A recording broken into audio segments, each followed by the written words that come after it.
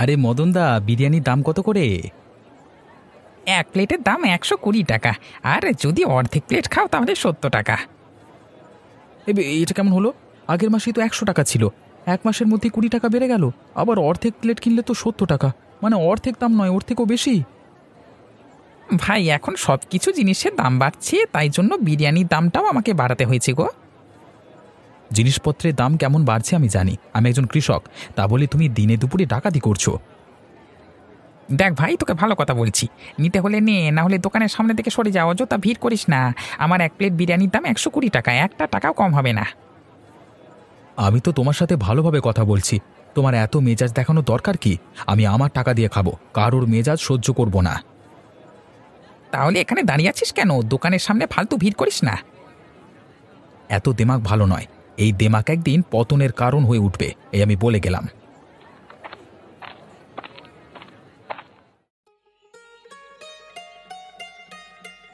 কি গো, শুনছো? আজকে আমার বিরিয়ানি খেতে ইচ্ছে করছে, যাও না কিনে নিয়ে এসো। সেটা তো আমাকে আজকে সকালে বললি হতো, বিরিয়ানি রান্না করবার সব সরঞ্জাম এনে দিতাম। না, আমি রান্না করব কেন? সব সময় কি আমি খাটাখাটনি করব নাকি? আমি রান্না করব আবার আমিই খাবো, ওটা হচ্ছে না। তুমি না রান্না করলে কে করবে রান্না? আমি যে তোমাকে রান্না করে খাওয়াবো সেটাও তো হওয়া সম্ভব নয়, আমি তো রান্নাই জানি না। আজকে আমাকে বিরিয়ানি খাওয়াতেই হবে, আর তাছাড়া আমি তো কিছু রান্নাই করিনি দুপুরের জন্য। হায় রে, একে যদি বলি এনে দেবো না তাহলে তো আমিও খেতে পারবো না। তুমি যাতে আজকে বিরিয়ানি নিয়ে আসো, তাই জন্যই তো আমি রান্না করিনি। আমি জানি তো রান্না করলে তুমি আর আনবে না। তুমি তো খুব চালাক আছো দেখছি, এমনি সময় বুদ্ধি বের হয় না, আর এখন বাবারে বাবা। তবে দেখলে হবে, খরচা আছে। যাও, গ্রামের হোটেল থেকে তোমার আর আমার জন্য বিরিয়ানি নিয়ে এসো, আজকে দুপুরে দুজনে মিলে খাবো। আবার সেই যেতে হবে? যখন বাজার করতে গেলাম তখন বললেই তো এনে দিতাম, আমার কষ্ট করে যেতে হতো না। কি মুশকিল, তুমি তো থেকে থেকে অলস হয়ে যাচ্ছ দেখছি। আমাদের হাতের কাছেই দোকান, তাও একবার যেতে পারছো না। যাও বলছি, না হলে কিন্তু খুব খারাপ হয়ে যাবে। আচ্ছা বাবা, রাগ করতে হবে না, আমি যাচ্ছি, গিয়ে নিয়ে আসছি। উফ। আমি এখন যা আবদার করব সব এনে দেবে। হ্যাঁ সেই তো, আমার টাকা তো কাছে বলে।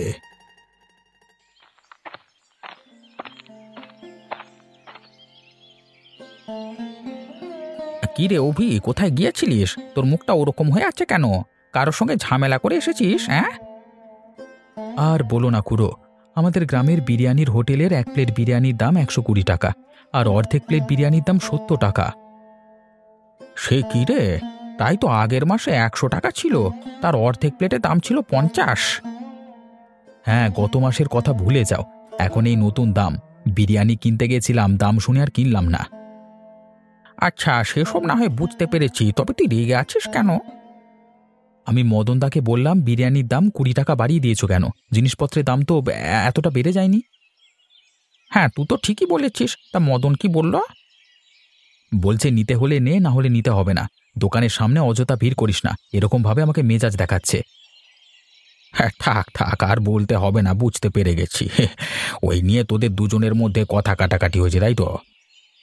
হ্যাঁ, এখন গ্রামে একটা বিরিয়ানির হোটেল বলে যা ইচ্ছে তাই, দেমাকে মাটিতে পা পড়ে না। এসব নিয়ে কি আর বলি বল, ওকে ওর মতো ব্যবসা করতে দে। বেশি দাম বাড়ালে গ্রামবাসীরা নিজে থেকে কিনবে না, তখন আবার দাম কমিয়ে দেবে। যা পারে করুক, আমার দেখবার দরকার নেই অত। আচ্ছা, আমি এখন বাড়ি যাচ্ছি খুড়ো, তোমার সাথে পরে আড্ডা দেব। আচ্ছা ঠিক আছে, যা।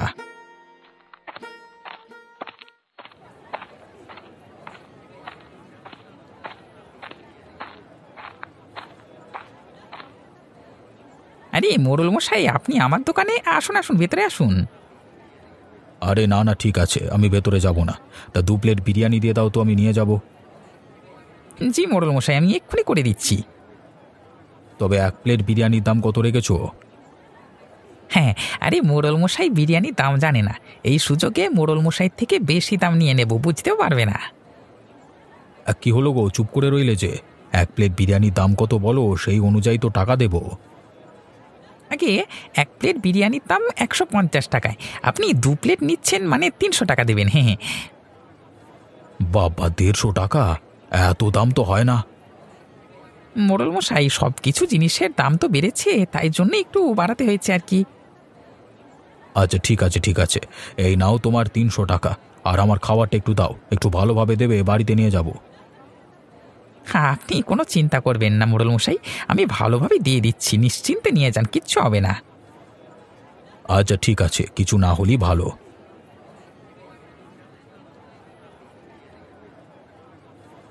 মোড়ল মশাই, আবার আসবেন কিন্তু।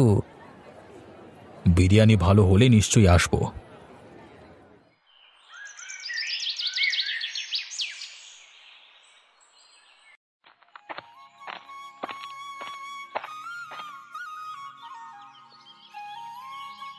গিন্নি, তুমি এখন মাংস কাটছো কেন? বেলায় কেটে রাখো তো। আজকে বেলায় একটু কাজ ছিল গো, তাই জন্য করতে পারিনি, তাই তো এখন বসে করে দিচ্ছি। আচ্ছা ঠিক আছে ঠিক আছে, আবার পরে করবি, এখন ভেতরে চলো, দুজনে মিলে খেয়ে নি, প্রচন্ড ক্ষুধা লেগেছে আমার। আচ্ছা ঠিক আছে, চলো তাহলে, আমি যাচ্ছি। গিন্নি, আজকে মোড়ল মশাই আমাদের হোটেলে এসেছিলেন বিরিয়ানি নিতে। এমনিতে 1 প্লেট বিক্রি করি 120 টাকা, মোড়ল মশাই থেকে নিয়েছি 150 টাকা। হ্যাঁ, 30 টাকা অতিরিক্ত রোজগার। তুমি কিন্তু এটা ঠিক করছো না। প্রত্যেক মাসে মাসে এইভাবে দাম বাড়িয়ে দেওয়া ঠিক কথা নয়। আবার মোড়ল মশাইয়ের সাথে যেটা করেছো সেটা তো একদমই ঠিক নয়। আরে গিন্নি, কিচ্ছু হবে না, আমার তো মুনাফাই হয়েছে। এই মোড়ল মশাইয়ের অনেক টাকা, 30 টাকা বেশি দিলে কি আর হবে? শোনো, কথাটা 30 টাকার জন্য নয়, তুমি মোড়ল মশাইকে ঠকালে তো, প্রসঙ্গটা এটাই। অত ভাবলে হয় নাকি? ব্যবসা করতে এসেছি, একটু এরকম করতেই হবে। আচ্ছা আমি উঠলাম, হ্যাঁ, আমার খাওয়া শেষ হয়ে গেছে। যাও, একটু ঘুমিয়ে নাও।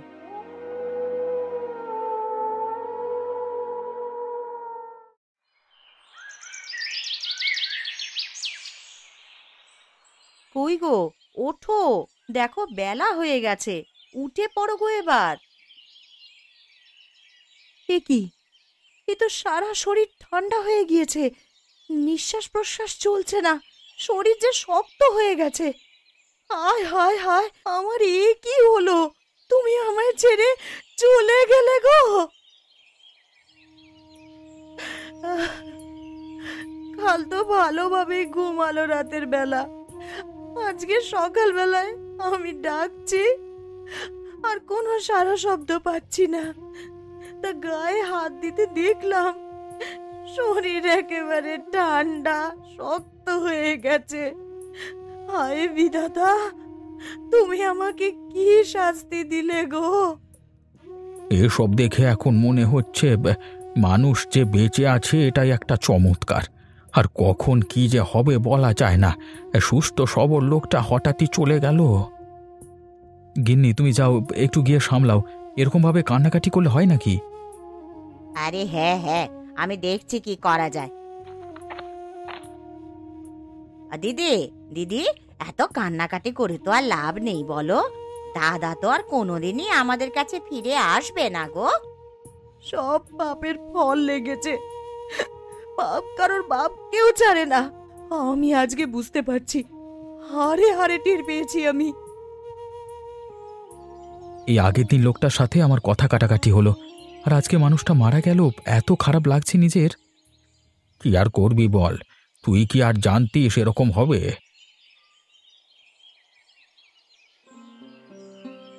মোড়ল মশাই, আমি ভেতরে আসতে পারি? হ্যাঁ, ভেতরে আসুন।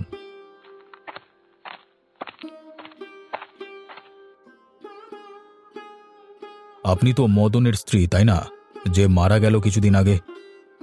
হ্যাঁ মোড়ল মশাই, আপনি ঠিকই বলেছেন, আপনার সাথে কিছু কথা ছিল, তাই এলাম। হ্যাঁ, কি কথা আছে বলুন, আমি সাহায্য করবার চেষ্টা করব। আমার স্বামীর বিরিয়ানির হোটেলটা তো অনেক দিনই বন্ধ হয়ে গেছে, আমি চাই আবার সেটাকে পুনরায় চালু করতে। তার জন্যই আপনার অনুমতিপত্র চাই আমি।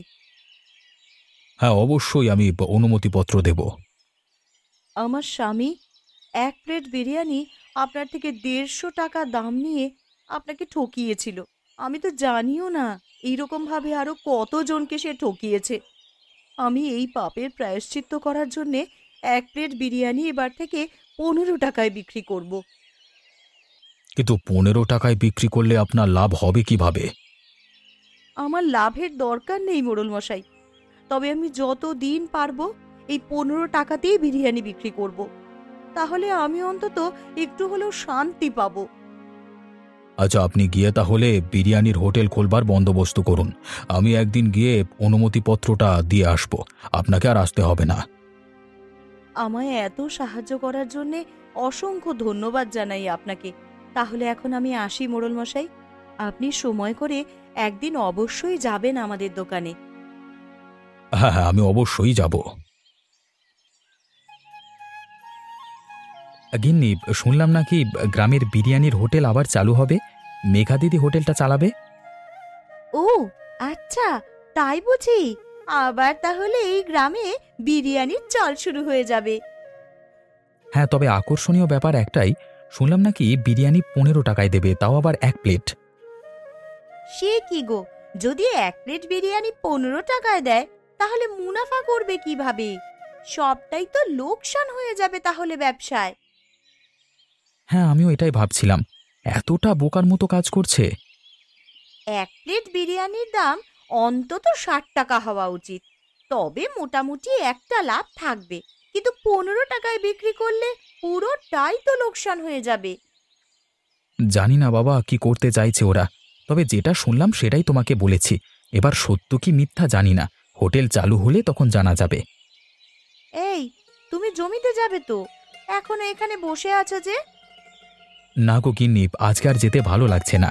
এমনিতেই ফসল তো ভালোই হয়েছে, এখন তেমন কাজ নেই জমিতে, না গেলেও চলে যাবে, আজকে বাড়িতেই থাকবো। আচ্ছা, তাহলে তুমি বরং ঘরে গিয়ে বসো। আমায় এবার বাড়ির কাজগুলো করতে হবে তো, এখন থেকে না করলে সবকিছুই যে দেরি হয়ে যাবে গো। হ্যাঁ, তুমি আস্তে আস্তে বাড়ির কাজ করো, আর কিছুতে দরকার লাগলে আমাকে বলো কেমন, আমি একটু সাহায্য করে দেব।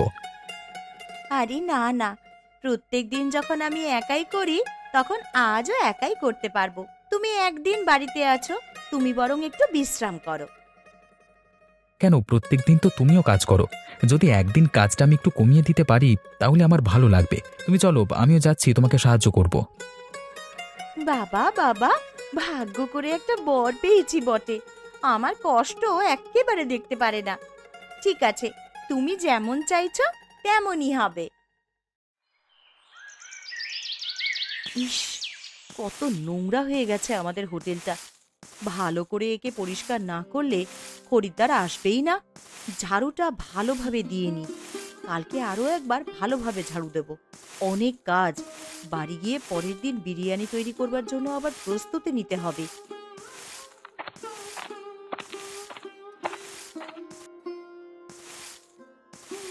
ও পরিষ্কার চলছে? আরে ঠিক আছে, আমি কি তাহলে আর একটু পরে এলে ভালো হতো নাকি? আরে মোড়ল মশাই যে, না না, ওইভাবে বলবেন না। আপনি এসেছেন এ তো আমার পরম সৌভাগ্য। আপনার দোকান খোলবার অনুমতিপত্র তৈরি করে ফেলেছি, তাই ভাবলাম একেবারে দিয়েই যাই। কই, দিন আমাকে অনুমতিপত্রটা, আমি বরং এটাকে ভালোভাবে রেখে দিই। এই নিন, আর আপনাকে প্রত্যেক মাসে কর দিতে হবে না।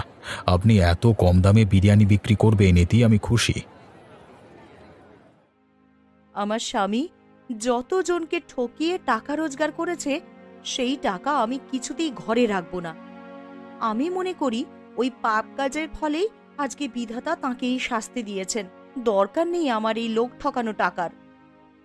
আপনি যেটা ভালো বুঝেছেন করেছেন, এতে আমার কিছু বলবার নেই। আচ্ছা, আপনি কাজ করুন, আমি এলাম কেমন?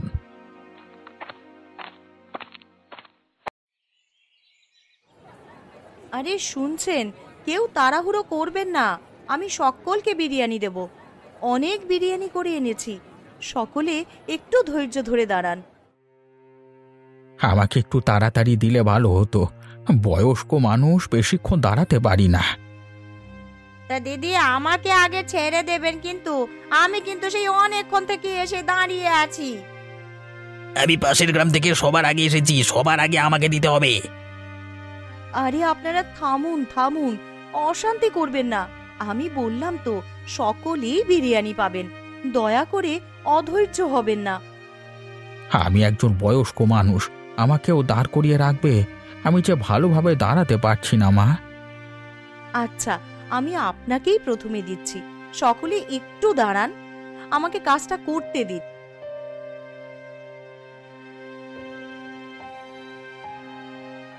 যাক, আজকে 10 হাঁড়ি বিরিয়ানি বিক্রি হয়েছে। সন্ধেবেলায় হোটেল খুললে আবার আরো বিক্রি হবে। আজকে মনটা খুব ভালো লাগছে। মানুষকে ঠকানোর থেকে দান করে দেওয়া অনেক ভালো। যাই, এখন বাড়ি যাই, আবার সন্ধ্যায় আসবো।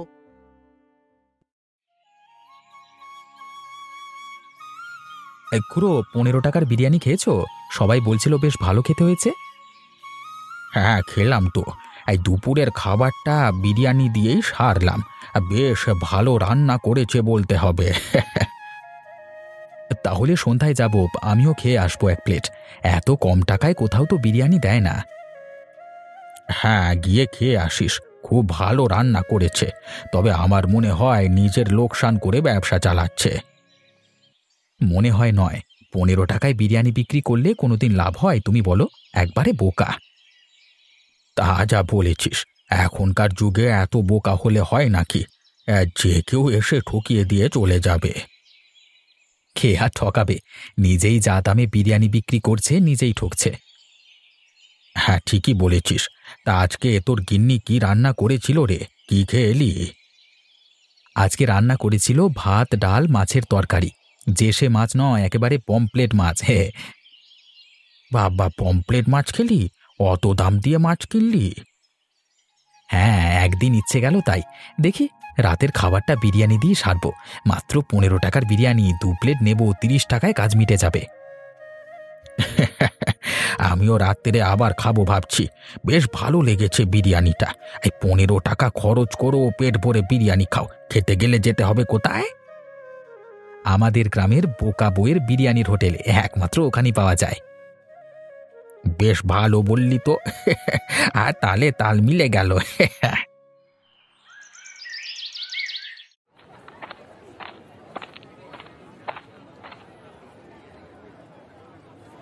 কি, আমার জন্য বিরিয়ানি আছে তো? আসুন মোড়ল মশাই, আসুন। আপনার জন্য তো সব সময় রাখাই আছে। আমি এইমাত্র হোটেল খুললাম, বিরিয়ানি তো আছেই। আরে, আমার জন্য তাহলে 1 প্লেট লাগিয়ে দাও।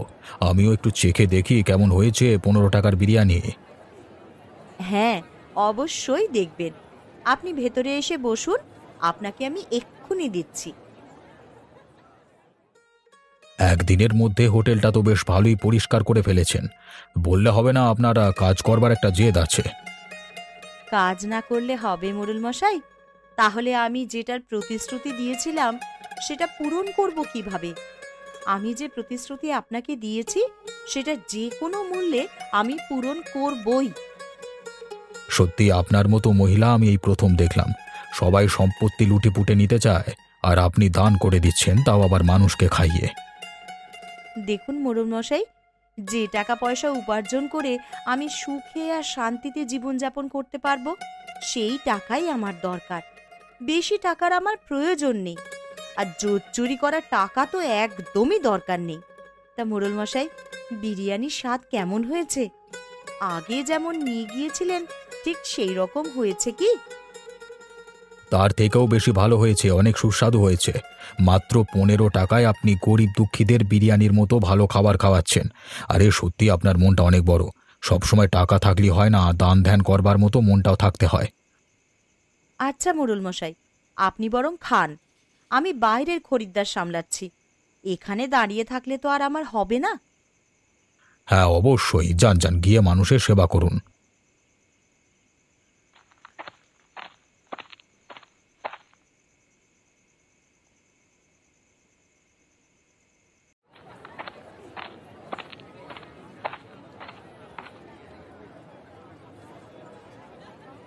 দিদি, বিরিয়ানি হবে তো? এখানে বসে খাবো কিন্তু। হ্যাঁ, অবশ্যই হবে। তবে বাইরে তো বসার জায়গা হবে না, ভেতরে গিয়ে বসতে হবে। তাতে কোনো সমস্যা নেই, বিরিয়ানি খাওয়া নিয়ে বিষয়।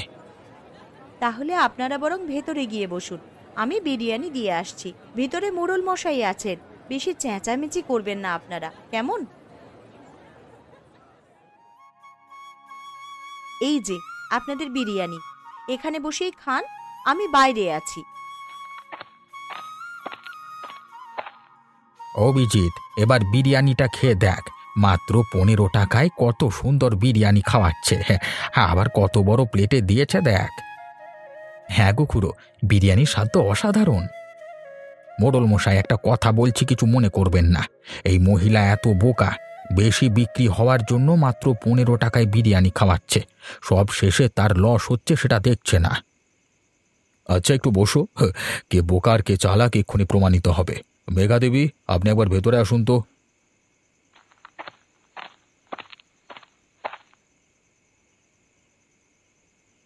জি মোড়ল মশাই, বলুন কি হয়েছে? আর একটু বিরিয়ানি দেব? না না, ওসব কিছু নয়। এই মহিলা ম্যাট্রিকুলেশন পাস, আর তোমাদের মনে হয়নি খুব বোকা? মাত্র 15 টাকায় বিরিয়ানি বিক্রি করছেন, তাই তো? আসল কারণটা জানলে অবাক হবেন। কারণটা আমাদেরও জানা দরকার।